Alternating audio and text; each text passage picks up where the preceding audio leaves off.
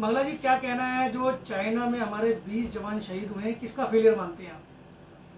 देखो, सबसे पहले तो मैं हमारे जो देश के वीर जवान शहीद हुए हैं उनको नमन करता हूं, उनकी शहादत को।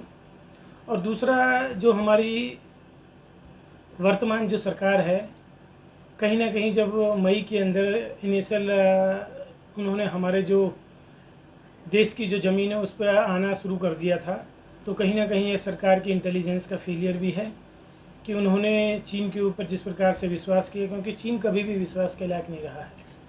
1962 में भी उन्होंने विश्वास किया था, तो हमें पुरानी जो परिस्थितियां उनको देखते हुए चीन से सावधान रहने की आवश्यकता है।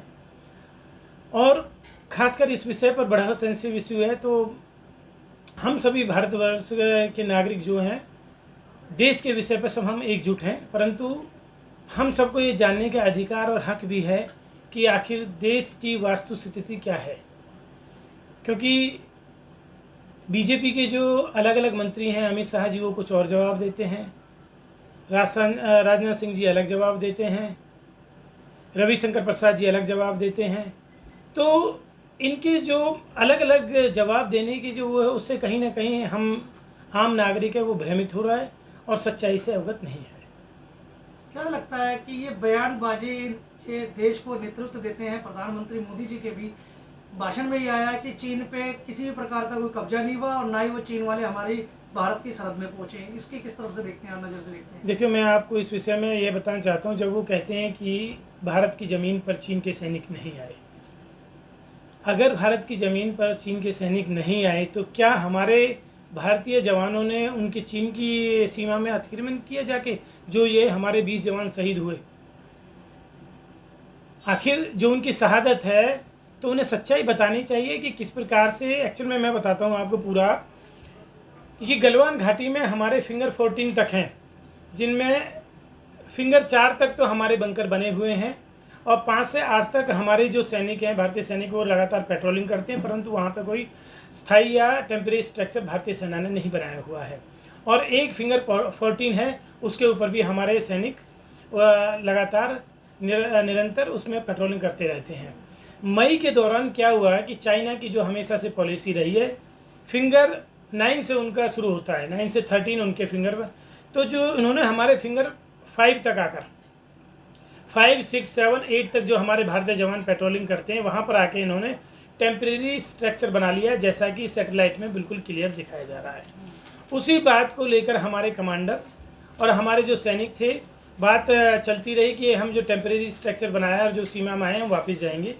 जब ये वापस नहीं जा रहे थे तो उसी बात पे हमारे सैनिकों ने कहा कि आप जैसे बात हुई है आप इन्हें हटाइए टेम्परेरी स्ट्रक्चर को। हमारा सैनिकों ने उसे हटाना शुरू किया, जिसके कारण हमारे लगभग 300-400 जवान वहाँ थे, परंतु चाइना के वहाँ पर 2 से 2,500 लोग थे और उन्होंने बाद में और भी लोगों को बुला लिया, जिसके कारण से हमारे यहाँ के जवान शहीद हुए हैं। तो सच्चाई ये बताना नहीं चाहते, ये जनता को केवल गुमराह करने वाली बात है। तो बड़ा दुख होता है कि जब देश पे इस प्रकार का कोई खतरा चीन की तरफ से मंडरा रहा है और चीन एक शातिर तरीके से अपने स्टेप बढ़ा रहा है, तो यहाँ की जनता को, हमारे नागरिक का कर्तव्य नहीं, ड्यूटी बनती है कि हम सच्चाई से अवगत कराएं। मंगला जी, भारत में कोरोना की मार भी पड़ रही है, साथ साथ चीन को भी भारत देख रहा है। अगर हम कोरोना की बात करें कि पहले जो स्थिति थी, जब केंद्र सरकार ने अपने हाथ में स्थिति ली, दिल्ली सरकार कहती 30,000 बेड है लेकिन वो निकलते नहीं, कोर्ट की भी फटकार लगी दिल्ली सरकार को। जब केंद्र सरकार ने इसको अपने हाथों में लिया तो अब कोई किसी प्रकार की कोई तस्वीर ऐसी विचलित करने वाली नहीं आ रही हॉस्पिटल से कि बेड की कमी हो रही है या इलाज नहीं हो रहा है। तो किसको किस नजर से देखते हैं, किस तरह का काम किया केंद्र सरकार ने? देखो, आपने बहुत अच्छा ज्वलंत मुद्दा जो आज की डेट में हमारा है आपने लिया, जो कि हर एक आम नागरिक से जुड़ा हुआ है कि किस प्रकार से केंद्र सरकार और दिल्ली सरकार ने विशेष रूप से इस पर लापरवाही अपनाई है। कई बार ऐसा लगता है कि हमें जब 21 दिन का लॉकडाउन हुआ था तो आदरणीय हमारे जो मोदी जी हैं उन्होंने बहुत ही अच्छा काम किया। इलेक्ट्रॉनिक मीडिया को भी मैं देखकर मुझे बड़ा दुख होता है कि आज कैसे स्वतंत्र है, किस तरीके से मोदी के बातों में आकर, उनकी सरकार में आकर जो सरकार चाहती है उसी के विषय में बात करता है, ना कि सच्चाई से अवगत कराता है।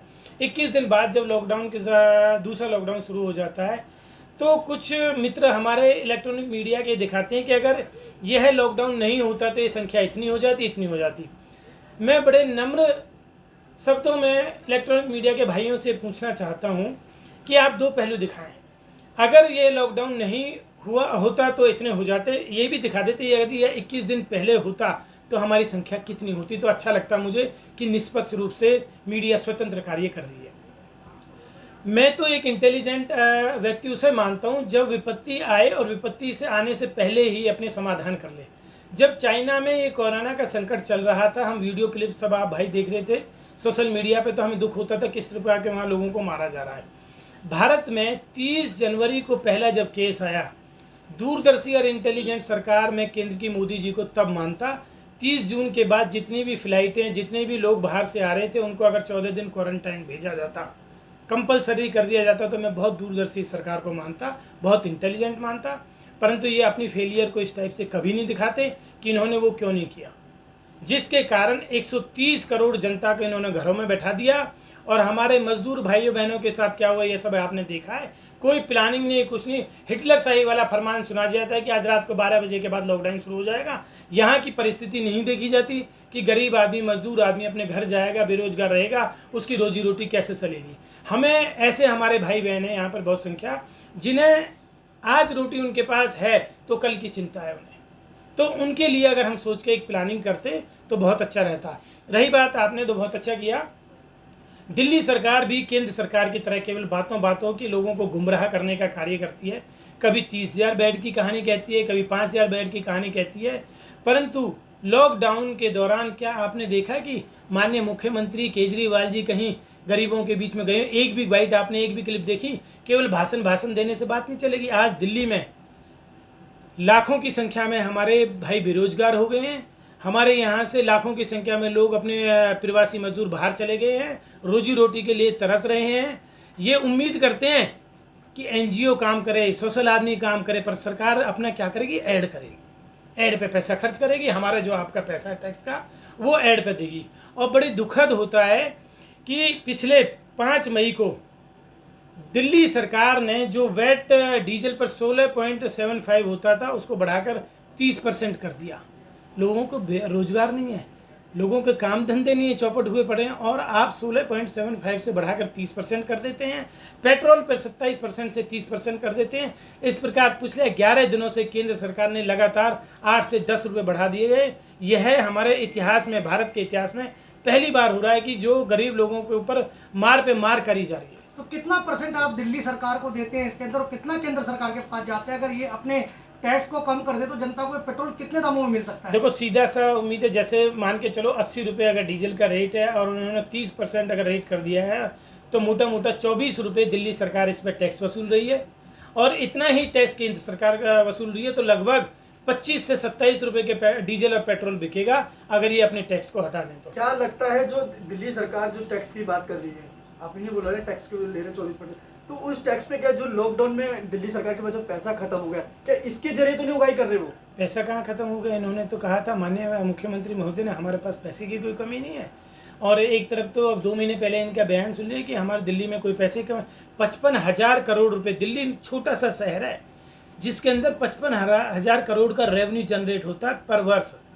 तो मानिए छोटे से इसमें 55,000 करोड़ रुपए अगर तरीके से उसका इस्तेमाल किया जाए, ना कि गलत तरीके से अपनी एडवर्टाइजमेंट में अगर ये 600 करोड़ रुपए 5 साल में खर्च करेंगे, तो उसका जवाब कौन देगा?